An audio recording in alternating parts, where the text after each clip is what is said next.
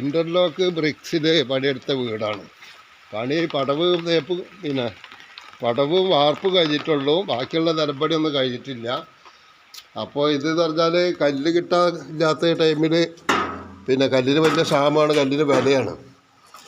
അപ്പോൾ ഇതിന് ഒരു 3400 ഇൻ്റർലോക്സ് ബ്രിക്സ് ആയിട്ടുണ്ട്. ഒരു 1200 സ്ക്വയർ ഫീറ്റ് വീടിന് 3400 ആയിട്ടുണ്ട്. മേലക്കില്ല, മേലക്ക് കോണിക്കൂടും ചിമ്മിണിക്കൂടും മാത്രമേ ഉള്ളൂ. 3 റൂമുണ്ട്, വലിയ റൂമാണ്. പിന്നെ 2 ബാത്റൂം, പിന്നെ കിച്ചൺ,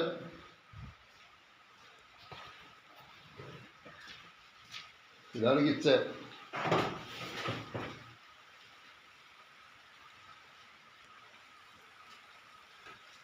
അപ്പോൾ ഇതിലാണ് നമുക്ക് എക്സ്പെൻസ് കുറവുണ്ട്.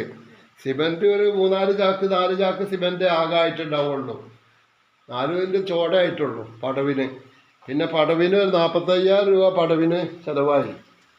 അത് പിന്നെ കട്ടില ജനലിലൊക്കെ 250 രൂപ എക്സ്ട്രയും, ബാക്കി 12 രൂപ 11 രൂപ ഒരു ഫീസിന് പിന്നെ കല്ലിന്.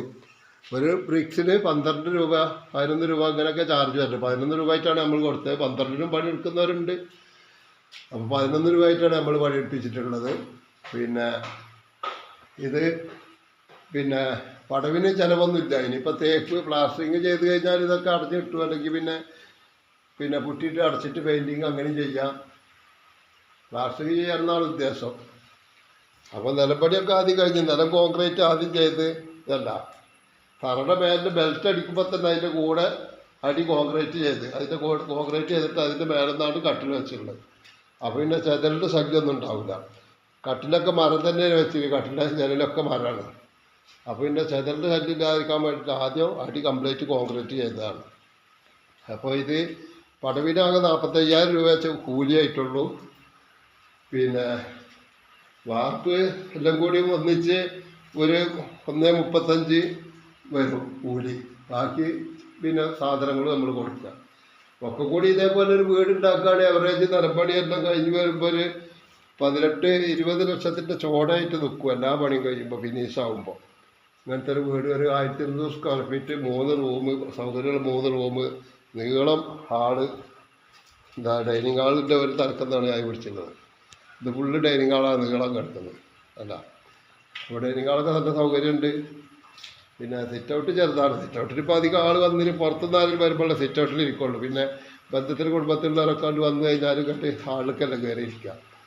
അപ്പോൾ അതിൽ ആൾ കുറേ സൗകര്യത്തിലിട്ടുണ്ട്. പിന്നെ ഇതാണ് ഒരു റൂം. ഇത് വലിയ ബാത്റൂമാണ്. ബാത്റൂമിൻ്റെ പണി കഴിഞ്ഞില്ല. നില കോൺക്രീറ്റ് പൈപ്പ് ഇടലല്ല കഴിഞ്ഞിരിക്കുന്നത്. അതൊക്കെ മെയിൻ കോൺക്രീറ്റിൻ്റെ കൂടെ തന്നെ അതെല്ലാം ചെയ്ത് കഴിഞ്ഞാൽ പിന്നെ ഒരിക്കൽ കോൺക്രീറ്റ് ചെയ്യുമ്പോൾ പിന്നെ എക്സ്പെൻസ് കൂടും. പിന്നെ അത് ബാത്റൂമൊന്ന് പിന്നെ മാന്തി ഉണ്ടാക്കി പൈപ്പ് ഇട്ട് അതൊക്കെ ചെയ്യുമ്പോൾ പിന്നെ കൂടും. ആദ്യം പൈപ്പ് ഇട്ട് പിന്നെ ഇതിൻ്റെ കൂടെ ഒരുമിച്ചാണ് കോൺക്രീറ്റ് ഇട്ട് കഴിഞ്ഞാൽ കോൺട്രാക്ട് കൊടുക്കുമ്പോൾ തന്നെ അങ്ങനത്തെ കൊടുത്തു കഴിഞ്ഞാൽ നമുക്ക് ചിലവ് കുറയും. പിന്നെ സ്റ്റെപ്പാണിത് മേലക്കുള്ള. പിന്നെ മേലെ കോടിക്കൂട് ചിമ്മിണിക്കൂടാണ് മേലെ പടുത്തിട്ടുള്ളത്. ഇനി തേപ്പ് തുടങ്ങാണ്ട്, വയറിങ്ങും തേപ്പ് തുടങ്ങാനുണ്ട്. പടവ് കഴിഞ്ഞിട്ടുള്ളൂ.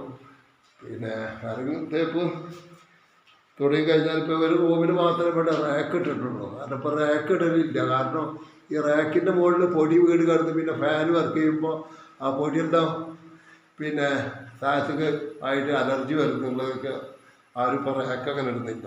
റാക്ക് കുറവാണ്. മറ്റുള്ള റൂമിലൊന്നും റാക്ക് ഇട്ടിട്ടില്ല. റൂമിൽ നിർബന്ധിച്ചിട്ട് അങ്ങനെ ഇട്ടതാണ്. സാധനങ്ങൾ ഒക്കെ കയറ്റി വെക്കാൻ വേണമെന്ന് പറഞ്ഞു. ഇതിലൊന്നും റാക്ക് ഇട്ടിട്ടില്ല. അപ്പോൾ കട്ടിൽ ചതിലൊക്കെ മറച്ച് വുഡന്നെ കൊടുത്തു. കാരണം ചതിൽ കയറുന്നതിന് നമ്മൾ ആദ്യം പണി ചെയ്ത് ഈ ബ്രിക്സ് ആകുമ്പോൾ അങ്ങനെ ചതിൽ കയറില്ല. കാരണം അത് കല്ലല്ലോ. കല്ലിൽ ചതിൽ കയറുമ്പോൾ ഇതിൽ ഇൻ്റർലോക്ക് ബ്രിക്സിൽ ചതിൽ അങ്ങനെ വരില്ല. പിന്നെ നിലത്തുനിന്ന് ചതിൽ കയറാൻ നിലം ആദ്യം നമ്മൾ ഇതല്ല, ആദ്യം ഈ ബെൽറ്റ് കൊടുക്കുമ്പോൾ ആ ബെൽറ്റിന് പകരം ബെൽറ്റിൻ്റെ ഒപ്പം തന്നെ ഫുള്ള് 3 ഇഞ്ച് കടത്തിൽ ഫുള്ള് സ്റ്റോക്കിലായിട്ട് കോൺക്രീറ്റ് ഇട്ടിരിക്കുക. അപ്പോൾ പിന്നെ അതിൻ്റെ ഉള്ളിൽ കൂടെ ചതിൽ കയറില്ല.